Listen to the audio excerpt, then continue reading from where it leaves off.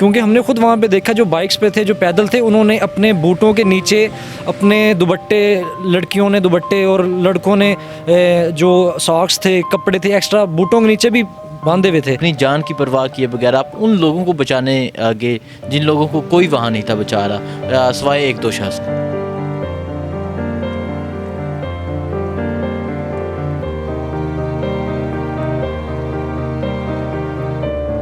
السلام علیکم، میں حسنین، آپ دیکھ رہے ہیں نیا پاکستان. ناظرین، میرے ساتھ ایک ایسا نوجوان موجود ہے جب اس نے دیکھا کہ مری میں آفت آ چکی ہے، مری میں لوگ مشکل میں ہیں، تو وہ راول پنڈی سے مری پہنچا، وہاں جا کے لوگوں کو ریسکیو کیا، یہاں تک کہ خود زخمی ہو گیا.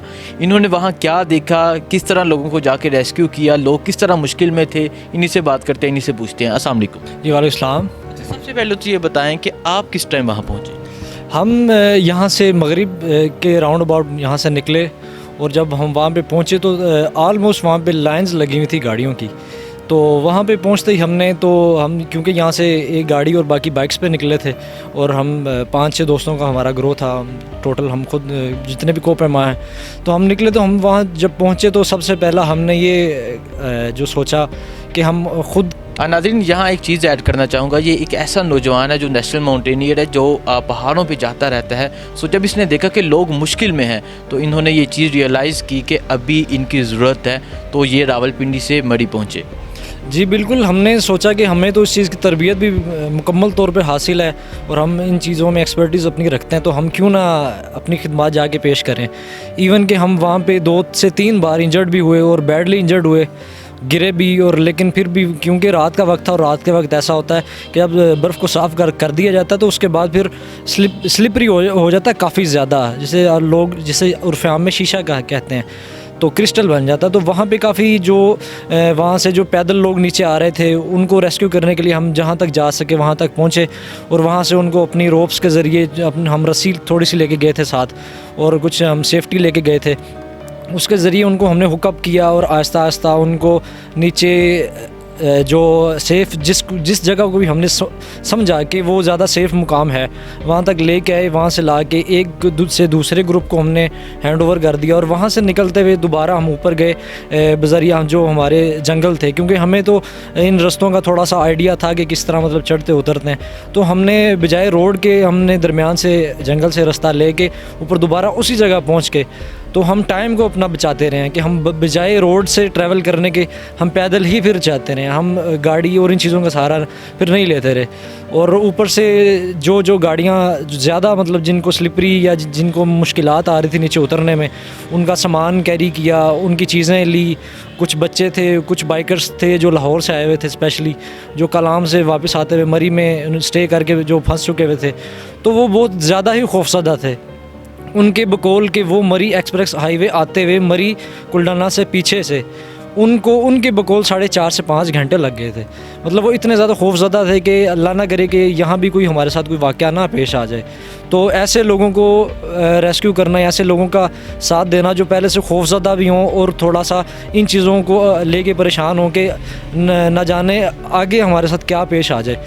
کیونکہ ہم نے خود وہاں پہ دیکھا جو بائکس پہ تھے جو پیدل تھے انہوں نے اپنے بوٹوں کے نیچے اپنے دوپٹے، لڑکیوں نے دوپٹے اور لڑکوں نے جو ساکس تھے، کپڑے تھے ایکسٹرا بوٹوں کے نیچے بھی باندھے ہوئے تھے کہ ہم سلپ نہ ہوں. لیکن پھر بھی اس کے باوجود بھی کپڑا ہوتا ہے نا آخر، تو اس کے نیچے جب برف لگتی ہے تو ذرا سخت ہو جاتا ہے، وہ بھی سلپری ہو رہا تھا. پھر ایسے میں ان کو ہم نے پھر سٹکس بنا کے دیں جنگل سے نکال کے، پھر اس طرح سے ان کو ریسکیو کرتے کرتے آہستہ آہستہ پھر ہم ان کو مین روڈ تک لے کے آئے. کچھ کو ہوٹلز میں تھوڑی دیر کے لیے اسٹے کروایا، کچھ کو ہائی وے کی پیٹرول تھی پولیس کی، کچھ وہاں سے اپنی ہماری آرمی کی جو گاڑیاں تھیں ان میں کروایا.